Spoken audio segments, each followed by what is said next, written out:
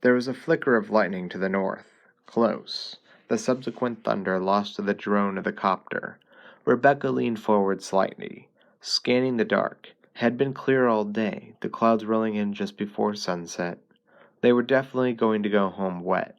At least it would be a warm rain. She supposed it could be a lot. Boom! She'd been so focused on the coming storm that, for a crazed split second, she thought it was thunder.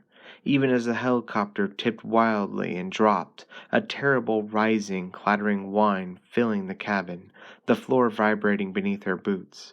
A hot smell of burned metal and ozone singed her nose. Lightning? What happened? Someone shouted, Enrico riding shotgun. Engine failure, the pilot Kevin Dooley shouted back. Emergency landing. Rebecca grabbed the strut and held on, looked to the others so she wouldn't have to watch the trees rushing up at them. She saw the grim, determined set to Sully's jaw, Edward's clenched teeth. The look of anxiety shot between Richard and Forrest as they grabbed for struts or handholds on the shuddering wall.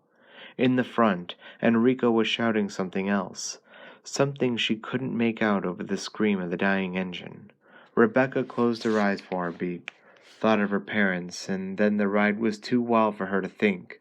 The crack and crash of tree branches battering the helicopter, too loud and jarring for her to do anything but hope.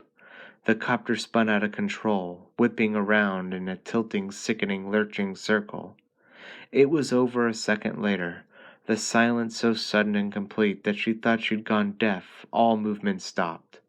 Then she heard the tick of metal, the strangling last gasp of the engine, and her own thundering heart, and realized they were down.